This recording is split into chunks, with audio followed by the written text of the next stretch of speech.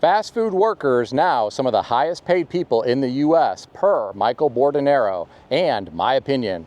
Today I watched a video put out by Michael Bordenaro titled Fast food workers now some of the highest paid people in the U.S.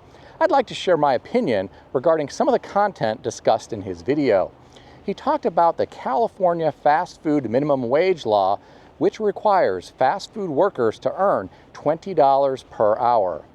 He said these are now among some of the highest paid individuals in the U.S. He's talking about how these fast food workers are earning more than other fast food workers across the nation.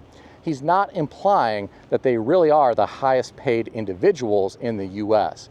No fast food workers are tearing down their mansions to build a new mega mansion like Jeff Bezos is doing in Florida. On the topic of real estate, Michael Bordenaro went on to discuss how these fast food workers are not going to be in any better position to purchase real estate in California. He talked about how this is sad, and I have to agree with him.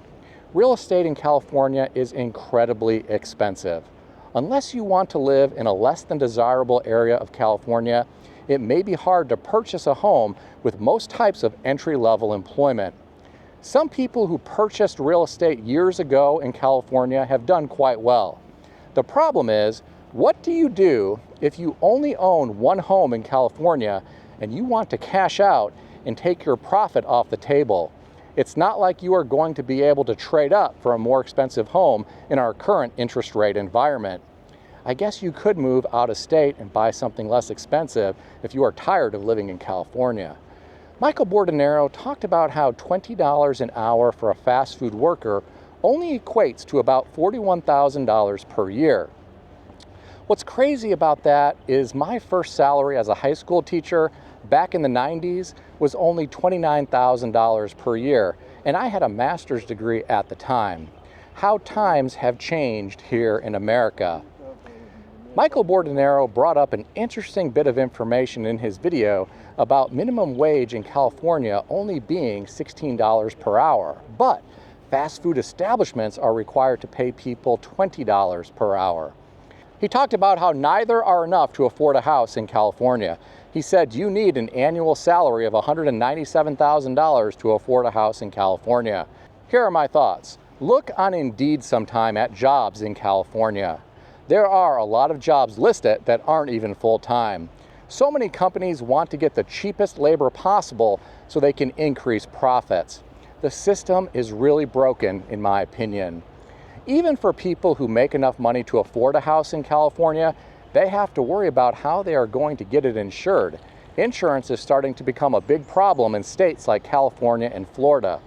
Some people are caught completely off guard by this situation.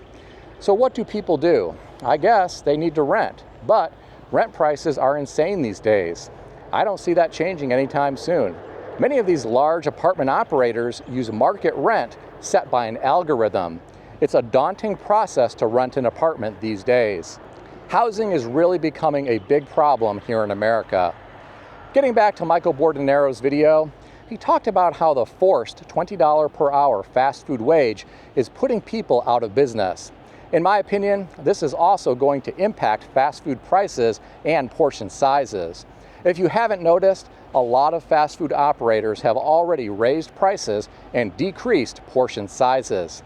It has gotten really out of hand. Fortunately, I don't frequent fast food establishments. I prefer to buy real food at the grocery store and not food-like substances being sold by many fast food restaurants. That's basically what some fast food restaurants sell. Michael Bordenaro talked about how other areas may be following suit with raising the minimum wage for workers. He talked about how Washington, D.C. plans to increase minimum wage in July to $17.50 per hour, but you need to make $168,000 per year to buy a home there.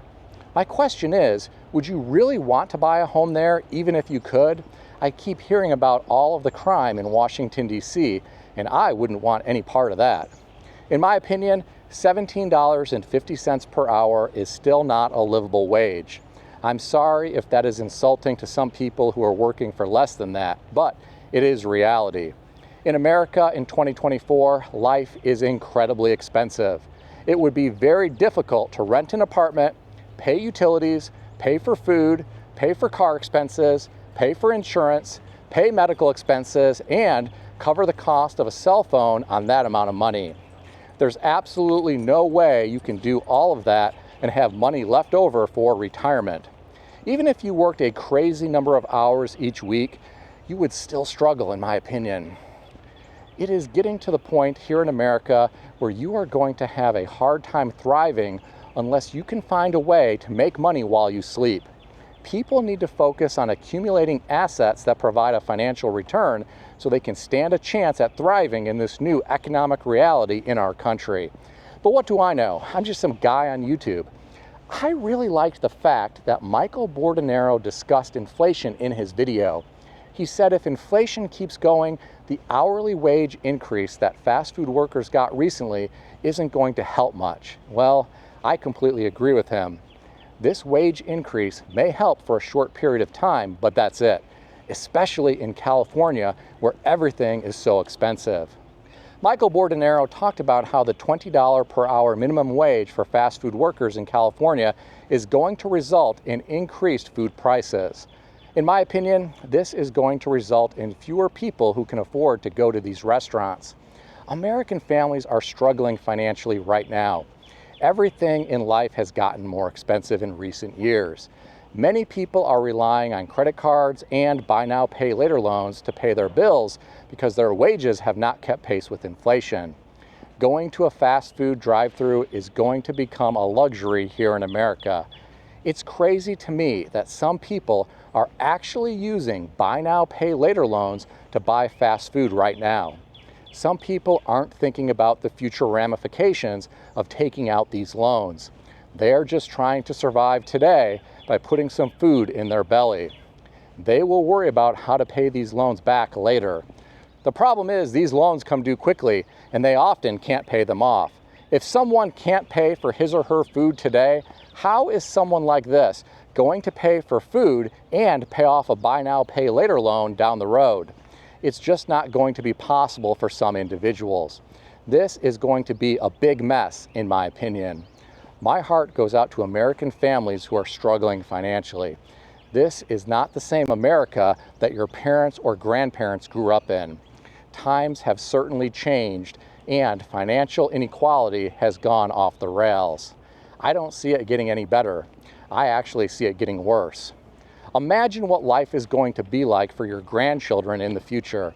Some young people will have wealth passed down to them, and they will be just fine. However, that won't be the case for the masses.